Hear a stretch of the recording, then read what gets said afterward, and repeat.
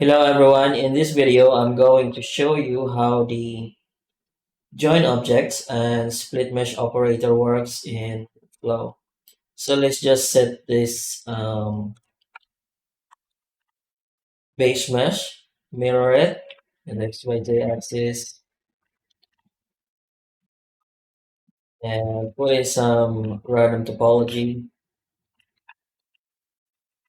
And let's try using the random loop extrude and using this preset here, which is the tree loop square 80. This means that it's going to have three objects or randomized object, separate meshes, and the amount used from the faces selected will be just 80%.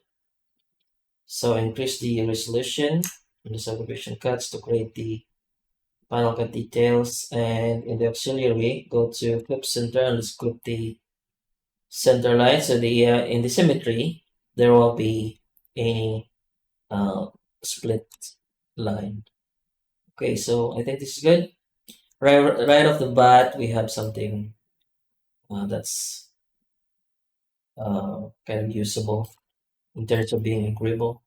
Okay, so these are separate objects.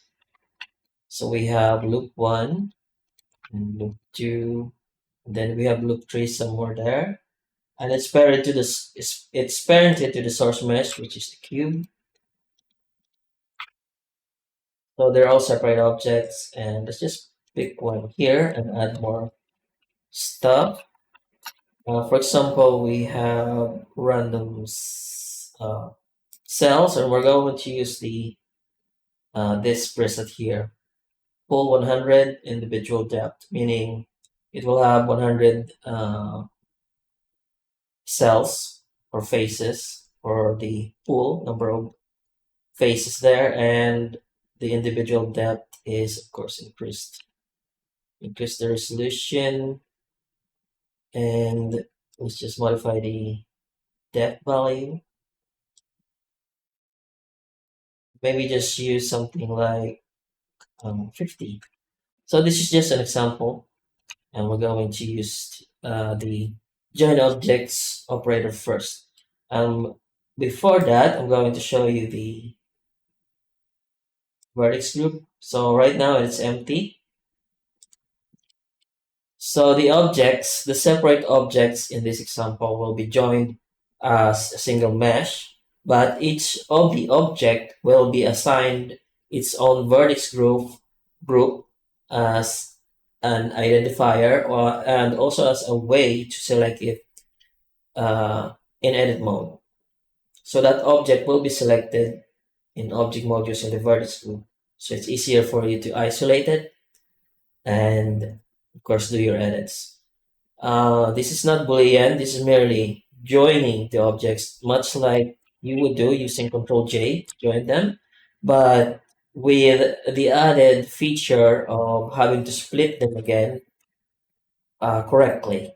So if you join them using just vanilla Blender, Control J, you won't be able to separate them as their own object from before.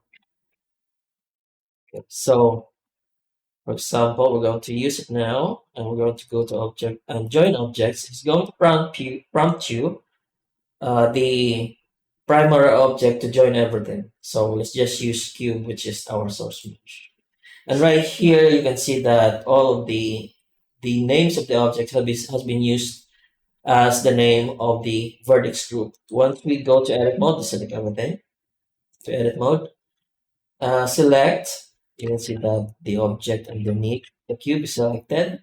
So for example, I'll select this cube extrude from the loop extrude, this one here, this is number 1, and this is number 2, and this is number 3, the number 3 loop object, and we have the cube random cells right there, which we use. So you can select it, modify it, and you can then use, if you want to separate everything again, you can just use split mesh. So it's going to prompt you again, split, you need to select an object that will be the active object from when the split has been finished essentially. So, okay. So this is our cube and this is our object from before. Unfortunately, the parenting is not remembered. Remember that this four object has been set parented to the source mesh before, which is the cube. But when we use split mesh, when we join them, then the parenting history is no longer there. So when we split it, it actually just uh, added itself back outside the collection or outside or removed itself from being parented to the cube source object. But we have the original objects restored here. So let me just open up my cylinder project and master. Okay. So this is what I'm working on to sell in Blender Market. So right now there's only 10 of them. I'm hoping to 20. And this is what they look like with the shaders on, with the simple shaders. And this consists of separate face islands in edit mode. And when we go to the vertex group, you can see that I have properly named all the parts here. So lining body, select, and support body, select. And this is all possible using the join objects operator. So when you use split mesh for with this, it should separate to these particular objects.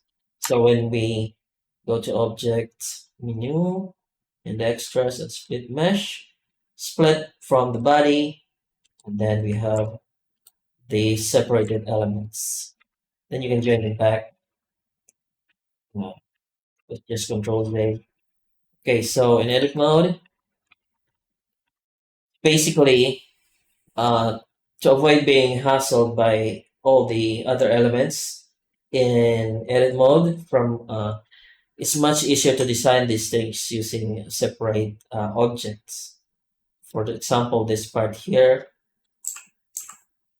uh, it's much easier to design this as a separate object rather than add this in edit mode. Like for example, in edit mode of this main body here, so you didn't get hampered by, for example, if you want to select this area of this part here, then you're not hampered by this area here. And when you finish with all the separate elements, you can then join them using join object. And here, for example, it's just body and arms. Here it's there's much more inside edit mode. So for example, you want just to edit this part here, you can then select it inside edit mode using the vertex group panel here. Select and then shift H to hide everything else and then edit this. So that is the reason why the join objects and split mesh operator was uh, created. So mainly for random flow, but you can use it for something like this to organize the parts inside edit mode using vertex group. And this, for example, has 1, 2, 3, 4, 5, 6 parts. Draw object. I haven't properly named it yet. Okay. Threads. Where's threads? Threads is here. And brace. That is the brace. And this is the lining. The stilts. So these are the stilts. Okay. So that is how the join objects and split mesh works. So basically joins all your Gribble object into one mesh. So you can essentially have a single mesh to move around without parenting it to anything. So it's much simpler. And then you can assign it as an asset in the asset browser and then drag everything. Drag all of the design uh, as a single object. Okay, so that is it for this video, and it's just a quick review of the two operators. I'm going to create additional videos for all the uh, less lesser known operators in the add-on. So you have a great idea of how to use them. Most of this you can use outside the add-on, meaning that it's they're not just limited to the uses for random flow, and you can use them for something else. Okay, so if you have any questions, just the comment section below or the links in the description. Subscribe, like, comment, and share. Thank you for watching, and you have a nice day.